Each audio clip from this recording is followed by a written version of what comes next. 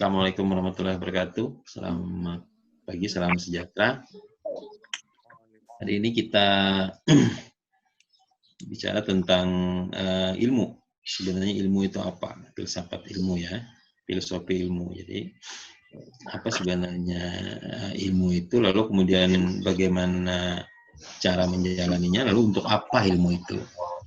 Nah itulah yang kemudian dikenal dengan kita sudah pernah bahas di kelas ada ontologi. Ontologi itu hakikat ilmu. Ilmu administrasi negara itu adalah ilmu yang mempelajari tentang bagaimana proses penyelenggaraan negara, hubungan-hubungan di antara lembaga negara. Cara mempelajarinya bagaimana? Cara mempelajarinya adalah dengan melihat langsung atau observasi langsung, merasakan sendiri tentang praktek bernegara itu. Mahasiswa itu sebagai warga negara, maka dia bisa melihat bagaimana proses penyelenggaraan negara oleh pemerintah, lalu kemudian oleh warga negara sendiri, lalu hubungan di antara pemerintah, antar pemerintahan negara itu, ya, seperti itu. Jadi nanti ketika sekalian penelitian skripsi atau juga penelitian kelompok ya, sekarang kan ada penelitian kelompok di kelas praktisi itu. Kalau di kelas reguler itu ada penelitian individu juga, tapi praktisi kita tidak bebankan individu tapi yang kelompok. Nah itu nanti boleh dengan keadaan masing-masing itu. Kalian sebagai pekerja, sebagai warga masyarakat, sebagai yang kemudian ada hubungan dengan pemerintahan segala macam itu. Seperti itu. Lalu ada epistemologi cara lalu aksiologi. Aksiologi itu setelah saudara nanti mendapatkan ilmu, menjadi seorang ilmuwan, menjadi seorang sarjana administrasi negara, lalu tugas saudara itu adalah bagaimana saudara bisa berkontribusi, bisa melakukan penguatan-penguatan atau perbaikan-perbaikan dalam proses administrasi negara itu, dalam kerjasama bernegara itu. Hal-hal yang selama yang dilihat tidak maksimal, belum pas, belum konsisten, maka saudara nanti harus melakukan itu. Bagaimana upaya penguatan proses bernegara itu. Nah, seperti itu ya, itu pengulangan yang lalu. Bahwa Auguste Comte itu bapaknya sosiologi, bapak sosiologi ya. Nah tadi mungkin kenapa sudah ada share tentang penelitian sosiologi ya, yang tentang video di Amerika di Australia tadi ya, bahwa sebenarnya semua kita itu, semua manusia itu sebenarnya bisa untuk menjadi orang besar, orang sukses gitu ya, orang hebat, hanya dengan bagaimana kita memproduksi pikiran dan perasaan yang membangun optimisme, maksudnya membangun optimis terus. Apapun keadaan itu dimaknai sebagai itu pelajaran, itu sebagai hal membentuk diri kita supaya kita bersih, seperti itu ya. Jadi berpikir positif terus gitu, positif maksudnya ya, karena kan video tadi sangat jelas bahwa itulah nanti akan kita jalani keadaan itu. Nah, manusia itu ada 3 tahapan dalam hidupnya itu, dalam kemampuan berpikirnya itu. Tahap teologis. Tahap teologis itu setiap orang itu berhubungan nanti dengan kepercayaan terhadap apa yang ada yang sudah dijalani. Jadi lingkungan itu sangat menentukan, lingkungan keluarga, lingkungan pertemanan, lingkungan. Nah, kampus itu saudara sebagai mahasiswa itu, lalu kemudian kami sebagai dosen, sebagai penyelenggara itu harus membangun sebuah keadaan yang di situ bisa membangun karakter yang kita bahas tentang optimisme tadi. Nah, animisme itu masyarakat itu langsung, sebuah masyarakat yang langsung percaya dengan apa yang ada di sekitarnya saja. Animisme itu. Jadi begitu dia tinggal di hutan, maka dia percaya hutan itu adalah bagian dari kehidupan. Ya. ketika dia tinggal di kota, maka keadaan kota itu yang hiruk pikuk gitu ya, yang kemudian dengan berbagai dinamikanya itulah sebuah keadaan yang harus dijalani gitu ya. Jadi tidak ada bedanya antara orang yang tinggal di daerah sepi, pedesaan ya, hutan gitu yang sepi dengan yang ramai itu sama. Jadi bahwa kehidupan itu harus dijalani seperti itu ya, aktivisme, politisme, monetisme itu seperti itu. Nah, selanjutnya itu ada pada diri orang biasanya. Selanjutnya metafisik. Nah, metafisik itu adalah manusia itu, setiap kita itu sebenarnya memiliki kekuatan, memiliki kemampuan untuk menggambarkan sebuah keadaan itu. Hanya saja memang belum terbentuk abstrak. Para mahasiswa sekalian saya yakin punya keinginan-keinginan, harapan-harapan yang besar kan? Ya, cita-cita yang besar, mau jadi apa itu sebuah kekuatan abstrak. Hanya saja belum bisa abstrak itu belum ada wujudnya. Ketika saudara sebagai mahasiswa pilihan menuntut ilmu itu sebenarnya kekuatan abstrak saudara. Kekuatan abstrak itu nanti yang saudara akan dapatkan, akan jalani. Kan mungkin juga ada yang mau jadi ini ya, mau jadi pengusaha besar, mau jadi kepala daerah, bupati, gubernur, bahkan presiden kan, gitu ya. Mau menjadi apa gitu ya, mau menjadi pimpinan instansi, pejabat segala macam. Nah itu, lalu itu mungkin abstraknya seperti itu. Saudara kuliah kan gitu ya, saudara menuntut ilmu. Nah, jadi dalam keilmuan metafisik itu nanti pada pengertian-pengertian atau konsep-konsep abstrak itu pada diri kita ada. Makanya kita akan berpikir gitu, ada perasaan silih berganti, ada keinginan, ada kekecewaan, ada harapan gitu ya. Itu semuanya abstrak ya. Selanjutnya, nah lalu sebagai ilmuwan, sebagai masyarakat ilmiah, masyarakat kampus, lalu kita itu diharuskan melewati sebuah tahapan. Tadi ada tahapan-tahapan teologis, metafisik, ya. Nah, sebagai masyarakat ilmiah kampus itu, lalu ada langkah yang harus kita jalani, yaitu apa yang disebut dengan membuktikan. Nah, tahap positivisme namanya. Realitas, pemikiran ilmiah. Jadi pemikiran ilmiah itu adalah tadi keyakinan-keyakinan tentang kepercayaan-kepercayaan tadi gitu ya, harapan-harapan tadi, lalu kemudian berpikir yang abstrak tadi, yang macam-macam keinginan segala macam, dugaan itu ya, penilaian itu harus dibuktikan nanti. Nah, disitulah nanti ada proses apa yang disebut dengan metodologi penelitian itu, membuktikan. Jadi harus dibuktikan ya. Ketika misalnya kita melihat bahwa saat ini ada sebuah keadaan pandemi COVID-19, lalu saudara melihat ada perubahan sosial misalnya. Masyarakat dalam kondisi tertekan, ekonomi menjadi sulit, lalu kemudian karyawan terancam PHK atau sudah bahkan ada yang di PHK. Nah, tahap positivisme itu nanti, positif itu, realita itu saudara harus mencari datanya. Ketika saudara konsen pada satu keadaan, ketika ingin melihat tentang dampak COVID terhadap perekonomian masyarakat, boleh. Saudara misalnya lihat di pasar sepi gitu ya. Kemudian orang-orang jualan-jualan yang kecil, warung-warung kecil itu sudah tidak bisa jualan lagi, atau tidak ada pembeli, seperti itu nanti ya. Sehingga dari situ nanti realitanya, jadi harus memunculkan keadaannya itu apa. Ya, bicara tentang data itu sudah. Seperti itu ya, tahapan penelitian. Oke.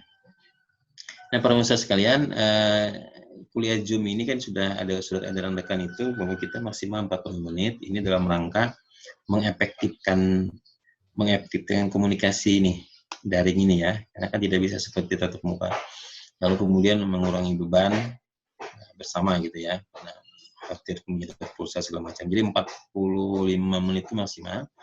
Zoom ini nanti dilanjutkan dengan model-model yang free. Ada classroom nanti ya, ada WA, ada chat nanti dengan saya nanti saya 25 menit saja menyampaikannya. Nanti 20 menitnya nanti Kanova yang melanjutkan ya. Nanti bisa kalau di interaksi bisa WA segala macam. Selanjutnya kenapa? Nah, epistemologi itu bagaimana proses memahami objek, mempunyai pengetahuan tentang objek, ya. Okay. Epistemologi, pengetahuan kemudian lanjut. Jadi epistemologi itu cara mempelajari sebuah ilmu itu, yaitu tahapannya. Lanjut saja, Pak. Nanti bisa dibaca sendiri ya. Oke. Nah, disebut dengan intellectual activity. Jadi aktivitas berpikir itu, aktivitas ilmiah intelektual itu, ya, dan proses knowing knowledge itu. Okay.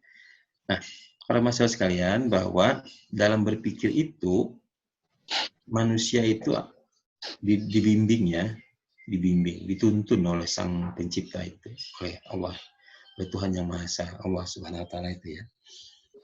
Maka kemudian ketika kita berpikir, maka pikiran kita itu nanti akan apa yang disebut dengan transcendental, dibimbing sehingga kita dari sebelumnya tidak tahu menjadi sepertinya tahu gitu, seperti menjadi paham, menjadi bisa menyampaikan apa gitu ya. Itu proses berpikir itu ya di situ. Oke, selanjutnya. Nah, intellectual activity itu dengan mengamati, kita selalu berhadapan dengan pengamatan kan, ya, karena kita tadi punya hati dan punya otak, punya pikiran, punya perasaan, terus kita berhadapan dengan banyak keadaan kan, terus gitu. Oke. Dari banyak keadaan itu, maka aktivitas intelektual, aktivitas berpikir itu, ilmiah itu mengharuskan dia memilah, dipilah ya. Jadi tidak semuanya itu diikuti. Tadi dalam rangka positivisme tadi, dalam rangka realita tadi, fakta tadi, kita pilah sudah. Oke, dipilah. Jadi dari pengamatan tadi, akhirnya dipilih atau dipilah. Oke, apa? Membedakan, dibeda-bedakan, dipilih. Selanjutnya, setelah dipilih itu, nah, memilih ya, membedakan, memilih, pilih, memilih itu artinya satu saja ya. Fokus satu saja. Kan di kepala kita itu banyak, di perasaan kita itu banyak kan. Jadi satu saja dipilih, lalu lakukan percobaan. Nah, penelitian itu nanti saudara harus fokus pada satu masalah saja. Ya, satu masalah saja. Kalau ingin masalah yang lain nanti penelitian lagi, kita penelitian lagi seperti itu. Ya. Nah, itu proses-proses intelektual aktivitas ilmiah itu. Oke, ada lagi slide-nya, Pak. Nah, mengembangkan itu dengan melihat apa yang terjadi, membandingkan atau melihat keadaan di tempat lain, atau dalam konteks penelitian itu nanti melihat hasil penelitian orang lain yang sudah jalan, yang setara, yang relevan seperti itu. Oke. Nah,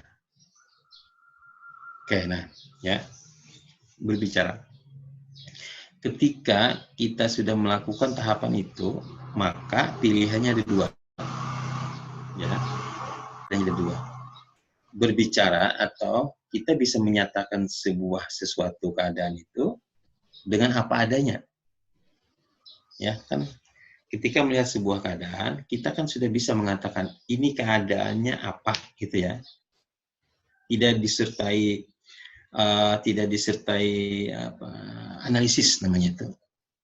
Tapi sebagai masyarakat ilmiah, ya, sebagai mahasiswa, sebagai intelektual, maka kita harus berbicara atau menyatakan tentang sebuah keadaan objek itu, apa keadaannya, lalu kemudian lakukan pertimbangan.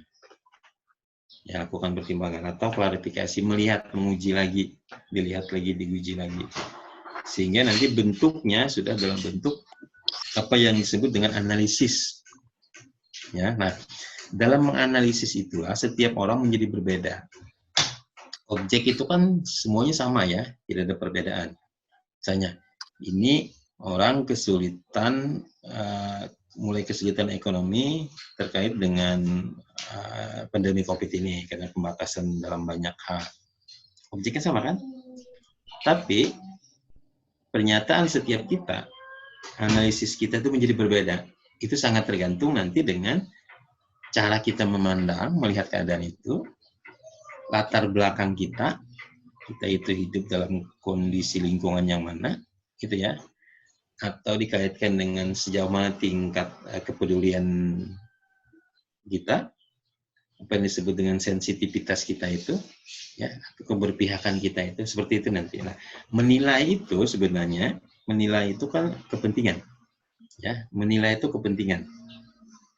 Jadi dalam menilai itu setiap orang berbeda-beda, karena menilai itu intinya adalah pada kepentingan, kepentingan yang menilai, kepentingan kita.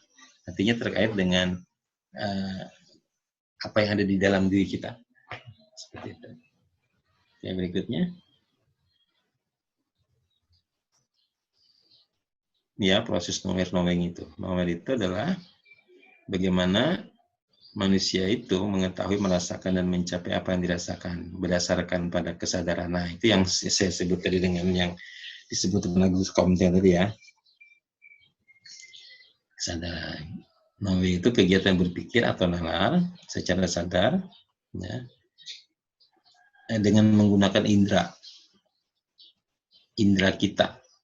Jadi berpikir empirika transendental tadi. Ya, jadi knowing itu setelah kita mendengar, melihat, merasakan langsung gitu ya, maka kita bisa memaknai sebuah keadaan itu, sebuah objek itu. Dikaitkan dengan empirika. Empirika itu pengalaman kita. Pengalaman seseorang, dia pernah menjalani keadaan itu, pernah mendengar, pernah merasakan, atau pernah tahu gitu ya. Lalu transendental itu dibimbing tadi.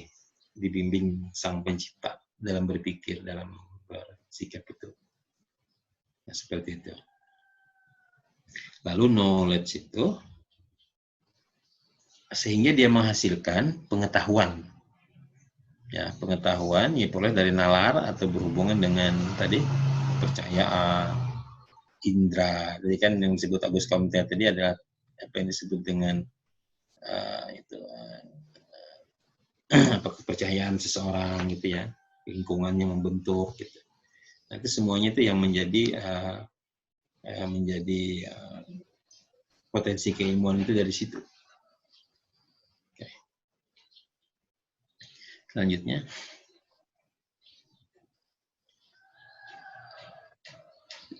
Oke.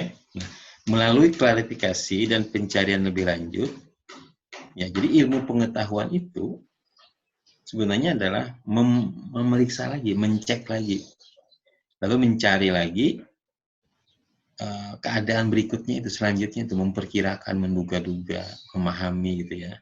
Itu scientific knowledge itu, ilmu pengetahuan itu. Nah, maka nanti prosesnya adalah proses penelitian itu diantaranya mewujudkan itu. Tapi dengan kita membahas, mengkaji, mendiskusikan di dalam proses perkuliahan itu sebenarnya itu dalam proses klarifikasi dan pencarian keilmuan lebih lanjut itu. Nah, seperti itu ya. Berikutnya ini, misalnya ada objek, subjek, ini proses mengamati ya. Jadi knowing itu metafisik, empirik itu pengalaman ya. Kita sudah pernah melihat, pernah merasakan. Metafisik itu adalah kekuatan setiap orang yang dimiliki orang, tapi dia tidak berwujud. Ya, tidak berwujud. Jadi jangan pernah khawatir, jangan pernah kehilangan rasa percaya diri, jangan pernah merasa tidak mampu, karena manusia itu memiliki apa yang disebut dengan kemampuan yang tersembunyi, metafisik ya, kemampuan yang tersembunyi. Itu sangat jelas nanti metafisik itu ketika dia dalam keadaan yang terdesak kepepet gitu loh, yang keadaan tidak normal gitu kan. Jadi itu situ biasanya. Ketika kebakaran itu kan tiba-tiba orang itu bisa ngangkat lemari sendiri gitu kan ya. Tapi nanti begitu sudah selesai kebakarannya, 5 orang nggak bisa tuh ngangkat lemari, bisa seperti itu. Nah ya, jadi itu ada di dalam diri kita. Itu metafisik itu ada. Kita masuk dalam hal berpikir, kemudian memproduksi rasa. Itu ada metafisik. Jadi jangan pernah khawatir dengan keadaan. Jangan pernah menghindar untuk perubahan, karena perubahan itu adalah kemajuan. Seperti itu ya. Oke. Nah, proses subjek itu adalah si mahasiswa, kita, objek itu orang lain atau keadaan. Ya, proses mengamati. Jadi intellectual activity seperti itu. Selanjutnya, ini subjek objek kayak mengamati ya. Nah, setiap kita itu terhadap objek, terhadap orang lain atau terhadap sebuah keadaan itu macam-macam, ya. Dugaannya, penilaian itu macam-macam kan. Kok bisa macam-macam? Yang mana yang benar, yang mana yang salah? Tidak ada yang benar, tidak ada yang salah. Itulah yang disebut dengan sudut pandang. Sudut pandang itu adalah cara seseorang melihat sebuah keadaan, ya, atau melihat orang lain. Lalu, kenapa dia bisa memiliki sudut pandang seperti itu? Itu tergantung nanti dengan sejauh mana pemahaman dia tentang objek. Atau sebaliknya, sejauh mana si subjek itu memiliki pengalaman-pengalaman tentang sebuah keadaan yang terkait dengan objek itu. Nah, seperti itu ya. Jadi, filsafat administrasi itu dalam bekerja sama, itu seseorang itu tidak ada yang salah. Tapi kenapa orang menjadi berbeda? Kenapa orang bisa mengambil jalan lain? Itu adalah karena sudut pandangnya yang tidak sama, berbeda. Kenapa sudut pandang berbeda? Itu latar belakang orang itu yang membedakan, referensi dia, pengalaman dia, atau informasi yang dia dapatkan itu berbeda, ya, atau kejadian-kejadian, keadaan-keadaan yang dia alami juga berbeda. Nah, seperti itu, sehingga menjadi berbeda. Jadi nggak ada masalah. Jadi saya ketika dipromosikan sebagai dokter itu, ujian terbuka dokter itu, ketua promotor saya itu hanya satu, berpesan bahwa saudara hari ini sudah dikukuhkan sebagai seorang dokter itu adalah kualifikasi pendidikan tertinggi. Saudara sebagai seorang dokter. Tapi saudara harus ingat, kebenaran itu ada pada diri saudara, tapi kebenaran itu juga ada pada diri orang lain, pada orang lain. Sehingga saudara sebagai seorang ilmuwan itu, sebagai seorang intelektual itu, harus toleran, harus menerima bahwa kebenaran itu bukan hanya pada pikiran dan perasaan kita, tapi kebenaran itu juga pada orang lain, gitu ya. Jadi jangan merasa paling benar, jangan merasa paling tahu, paling paham, gitu ya. Seperti itu. Oke, apa?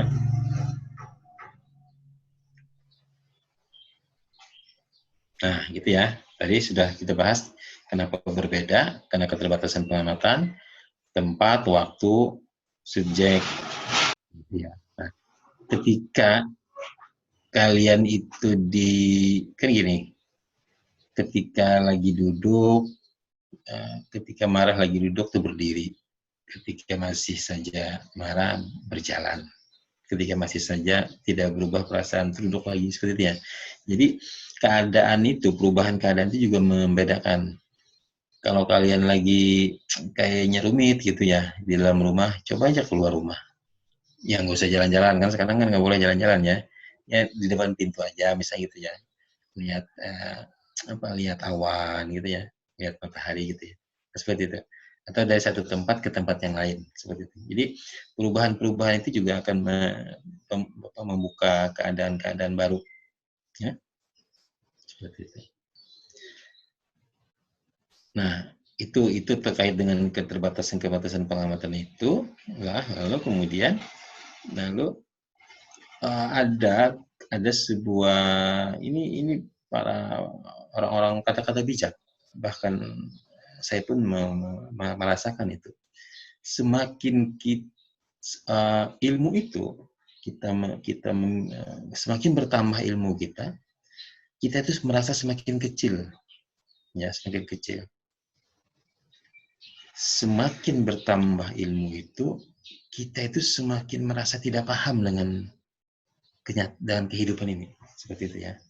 Nah, jadi kalau ada mahasiswa saya ini kan sudah semester 2 nih, tapi saya nggak ngerti apa-apa nih, nggak paham apa-apa rasanya gitu ya. Itu berarti saudara sudah berilmu tuh ya. Ya, sudah berilmu, sudah nambah ilmunya maksudnya. Tapi kalau rasanya, sudah selesai semuanya, saya sudah bisa semuanya, sudah paham semuanya, itu berarti saudara stuck, berarti saudara berhenti itu. Berarti saudara pada sebuah keadaan berhenti. Berhenti itu dalam proses kehidupan itu mundur namanya. Terkebelakang, karena kehidupan itu bergerak, berjalan, bergerak maju, berubah. Ya seperti ya. Jadi jangan pernah khawatir. Kalau rasanya bingung nih jadi mahasiswa 2 semester gitu ya. Nggak ngerti apa-apa gitu macamnya, nggak apa-apa. Itu berarti kalau bingung itu berarti ilmunya nambah itu ya. Tapi jangan bingung-bingung terus kan. Seperti ya. Okay. Nah, seperti itu ya. Mungkin materi dari saya nanti dengan Kanapa lagi lebih ini ya, bisa berkomunikasi lewat yang lain. Tapi pada masa sekalian, keadaan ini kita tidak bisa ketemu ini segala macam ini nggak ada masalah. Proses perkuliahan tetap, kalian tidak ada perubahan. Nanti 15 Juni itu kalian tuh sudah ujian komprehensif. Ujian komprehensifnya nanti daring juga ya, nanti kirim soal gitu. Jawab nanti. Ya kalau mungkin kan sehari itu dikirim lagi jawabannya lewat classroom, lewat email, oke. Nanti kalaupun harus besoknya nggak ada masalah, jadi nggak ada masalah, nggak ada perubahan. Lalu kemudian tetap seperti ini aja, nanti akan ada informasi nanti kita komunikasi saja ya bagaimana. Jadi nggak usah menunggu keadaan berubah, keadaan kembali seperti normal. Kita menyebutnya keadaan normal, padahal sebenarnya tidak ada yang normal itu. Semuanya itu bergerak. Jadi bisa saja, makanya saya ulang, bisa saja keadaan seperti ini, bahwa kita tidak harus kontak fisik, kita tidak harus kumpul-kumpul, kita harus ini, bisa saja ini keadaan dalam interaksi antar orang ke depan itu seperti ini. Makanya di pemerintahan itu kan misalnya apa yang disebut dengan EGOP, Electronic Government itu, bagaimana mengolah pemerintahan melalui elektronik. Bahkan itu menghindari kontak-kontak. Berurusan itu tidak perlu lagi datang ke kantor. Ya, karena datang ke kantor ketemu fisik itu malah tambah rumit. Tapi dengan online itu menjadi jelas, waktunya jelas, aturannya jelas, urusannya jelas, selesainya jelas itu ya. Tapi dengan kontak, kadang-kadang kan kita berurusan itu kan kalau kontak itu kan jadi rumit gitu. Nah, makanya kemudian e-government itu, electronic government itu mengefektifkan pemerintahan. Bagaimana kemudian orang itu taat dengan prosedur. Tapi kalau ketemu langsung, kontak langsung itu kan kadang-kadang kan bisa terabaikan ya, prosedur itu kan, SOP itu, standar prosedur itu. Kalau dengan lain, nah sama seperti kita juga nih dengan online ini, bisa saja lebih efektif. Ya, kalau di kelas kan dosennya bisa nggak terkontrol gitu ya. Kalau yang seperti ini kan kita sama-sama ini. Kemudian bisa mengefektifkan juga. Jadi tidak penting daring ini jangan kemudian seperti di kelas, seperti di tatap muka kan. Jadi waktunya juga harus terukur, bagaimana cara berbicara efektif, bagaimana kemudian membatasi waktu segala macam seperti itu. Ya, masalah sekalian. Nah, Nova, mungkin materi dari saya cukup, Nova? Gitu Pak. Iya Pak. Silakan kalau masuk ada yang ingin disampaikan ke saya sebelum nanti Nova yang ngelola.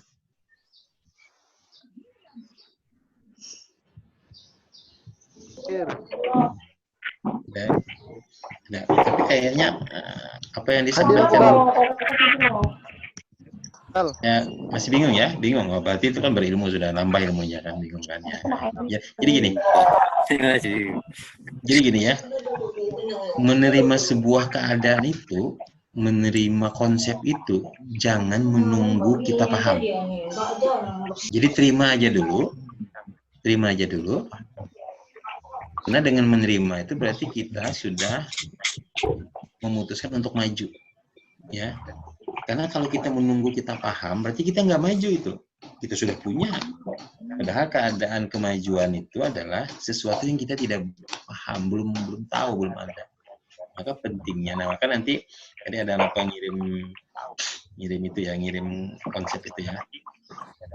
Jangan menunggu kita paham, tapi ketika ada konsep baru, ketika ada informasi, ketika ada pemikiran baru itu yang kemudian kita tidak paham, itu jadikan sebagai salah satu alternatif referensi kita. Ya. Jadi jalani, lalu kemudian itu yang kemudian membuat kita ada perubahan. Nah, mungkin itu dari saya. Kalau tidak ada yang ingin didiskusikan dengan saya, dikomunikasikan, mungkin Kanova bisa lanjutkan. Ya. Jadi jalani dengan keadaan ini dengan gembira ya, dengan biasa santai saja, santai gitu ya. Kan kebijakan kita di FISIP itu menuntut ilmu dengan kuliah atau menuntut ilmu dengan penuh kegembiraan gitu ya, jalan dengan kegembiraan supaya berpikiran positif segala macam seperti itu ya, seperti itu. Jalan kehidupan ini terus berjalan dia, keadaannya terus berjalan, maka kemudian dengan kegembiraan. Oke. Silakan Pak Nova. Ya, terima kasih Pak Yusuf atas penjelasan yang telah diberikan kepada teman-teman. Mungkin sebelum ini teman-teman nggak ada yang nanya sama Pak Yusuf terkait materi yang telah disampaikan, atau apa yang perlu didiskusikan kepada Pak Yusuf, bisa silakan teman-teman.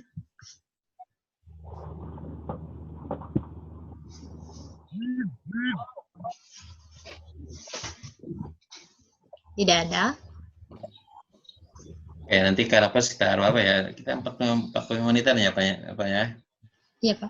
Ya, sebenarnya dikelola dengan yang media yang lain supaya nanti jangan membebani para mahasiswa menyedot pulsa ya, paket ya.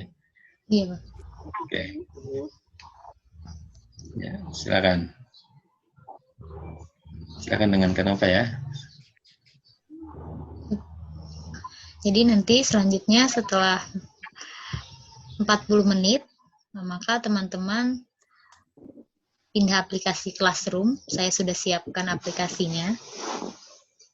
Sebentar. Nanti mungkin teman-teman sudah pernah mencoba Classroom sebelumnya dengan dosen yang lain. Di sini yang pertama, saya akan share beberapa materi yang disampaikan Pak Yusuf, dari yang pertama, kedua, sampai ada materi tambahan lagi. Sebelum materi itu saya share di Classroom ini, nanti ini saya bagikan di kelas kalian. Kemudian saya pengen tahu tanggapan apa dari video yang saya share tadi di grup kalian. Karena itu dari tadi saya disampaikan Pak Yusuf ada video yang disampaikan, sudah saya kirim di grup WhatsApp sebelumnya, tapi itu pengen saya jadikan bahan pengamatan kalian, apa analisis kalian yang itu disampaikan di Classroom. Apa pendapat kalian setelah menonton video itu? Nah, itu yang pertama. Kemudian nanti ada materi-materi, kemudian kita diskusi atau bertanya di Classroom itu juga. Karena keterbatasan waktu penyampaian ini, waktu sudah 8.44 ya. Cuma 1 menit lagi sesuai edaran, maka dirasa cukup materi yang telah disampaikan. Mungkin itu dari saya. Ada yang ditanyakan dulu?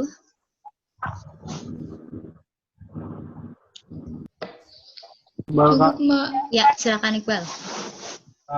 Minta itu aja, minta materi yang di screen-nya. Apa nih PowerPoint-nya? Ya, nanti PowerPoint-nya kita share di Classroom, nanti kita buat diskusi di Classroom juga untuk materinya.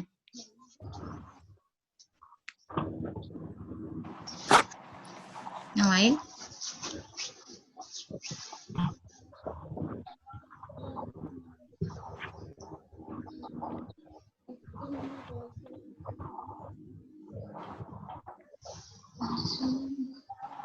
Ahmad, ada yang bertanya?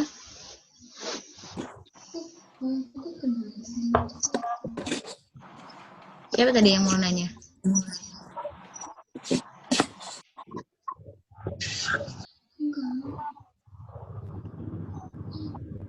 Itu udah kakak yang kirim loh.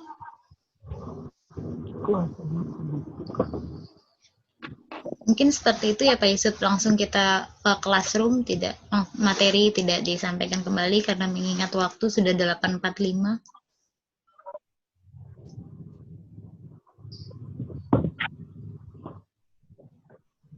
Maaf Pak Yusuf, masih ini volume mikrofonnya belum dihidupkan.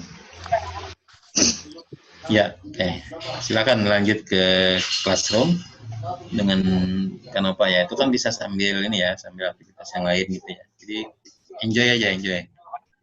Ya, sambil mengisi waktu di rumah juga ya. Dan classroom kan nggak ada beban ini, nggak ada beban data ya, menurut saya. Oke, nanti saat ujian, pokoknya nggak ada, semuanya kita tetap berjalan normal, tidak ada kesulitan. Mahasiswa dipastikan tetap berjalan kegiatan kita lancar, sesuai jadwal. Saatnya nanti selesai semester, masuk semester baru seperti itu jalan ya.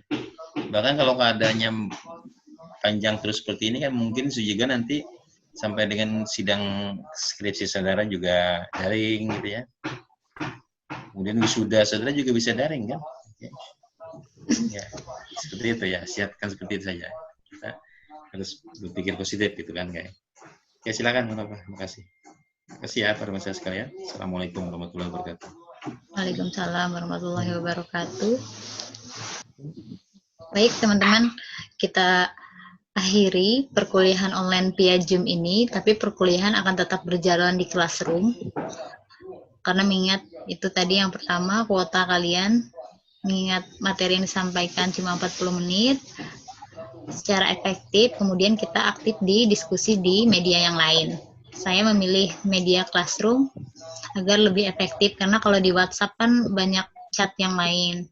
Mungkin nanti terganggu teman-teman, untuk di classroom kan lebih enak, bisa di laptop dan di HP juga. Baik, sekian perkuliahan filsafat via Zoom ini. Kita lanjut diskusi di classroom. Saya akan share classroomnya di WhatsApp, grup WhatsApp kalian. Saya juga Pak ya. Kurang dan lebihnya saya mohon maaf sebagai host, dan terima kasih atas penyampaian Pak Yusuf. Wabillahi taufiq walhidayah. Wassalamualaikum warahmatullahi wabarakatuh. Waalaikumsalam warahmatullahi wabarakatuh.